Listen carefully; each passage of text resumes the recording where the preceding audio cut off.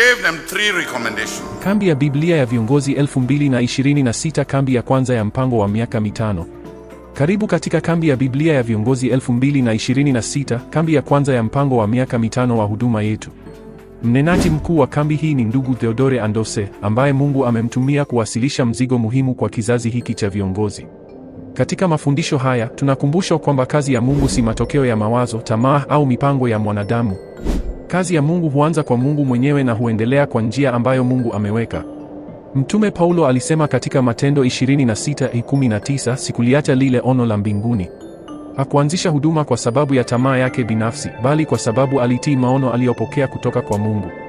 Mojawapo ya ujumbe mkuu wa kambi hii ni kwamba maono ya mbinguni hayatungwi, bali yanapokelewa na kutiiwa. Kiongozi wa kweli hafanyi kazi ya Mungu kwa kutafuta umaarufu, wafuasi au faida binafsi.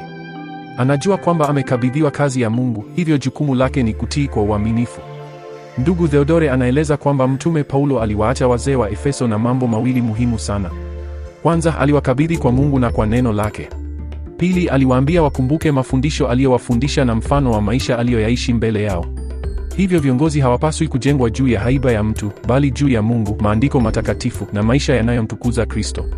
Katika nyakati zote, baada ya kuondoka kwa kiongozi mkuu, kuna hatari ya watu kutaka kuwavuta wanafunzi wawafuate wao wenyewe. Ndiyo maana ni lazima viongozi warudi kila mara kwenye maono ya asili, kwenye maandiko na kwenye ushuhuda wa maisha ya wale ambao Mungu aliwatumia kuanzisha kazi hiyo. Hilo ndilo linalolinda huduma dhidi ya mgawanyiko, tamaa binafsi na mafundisho yasiyo sahihi. Fundisho hili linaeleza wazi kwamba si kila wazo jema ni kazi ya Mungu. Leo watu wengi hudhani kwamba kila hamu iliyo moyoni mwao ni huduma kutoka kwa Mungu. Lakini maandiko yanaonyesha tofauti kubwa kati ya tamaa ya mtu na mwito wa Mungu. Kazi ya Mungu huanza kwa Mungu, huongozwa na Mungu na hutekelezwa kwa nguvu za Mungu. Ndugu Theodore anaeleza pia uthibitisho ambao maandiko yanaonyesha kuhusu huduma ya kitume. Mtume Paulo alipokea mwito wake kutoka kwa Yesu Kristo mwenyewe. Baadaye alipokea ushuhuda na uthibitisho kutoka kwa watu wengine ambao Mungu aliwatumia. Hivyo huduma ya kweli haijijengei ushahidi yenyewe, Mungu ndiye anayeithibitisha kwa njia mbalimbali.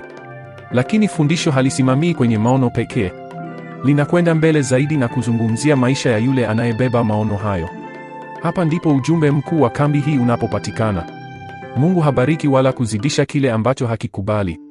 Hili ndilo somo kuu ambalo kila kiongozi anapaswa kulibeba moyoni. Mungu anaweza kutoa maono, lakini hatayazidisha kupitia maisha yanayopingana na tabia yake.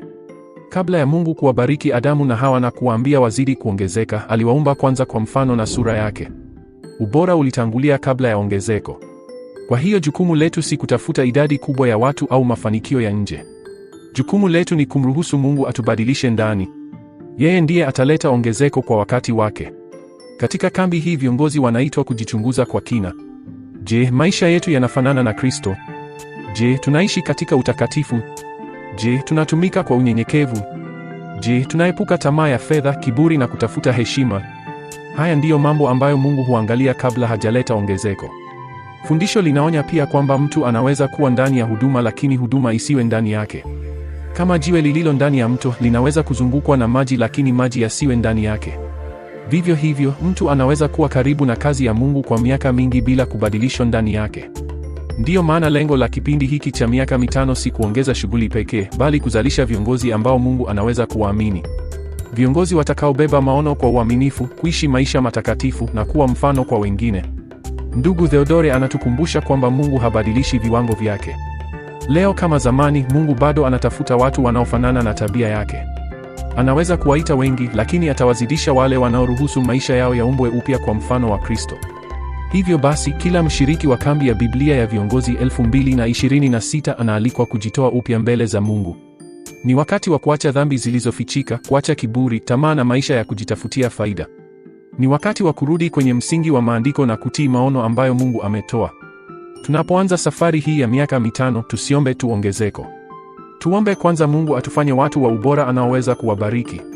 Kwa sababu kama ilivyosisitizwa katika mafundisho haya, ni wajibu wetu kumpa Mungu ubora wa maisha.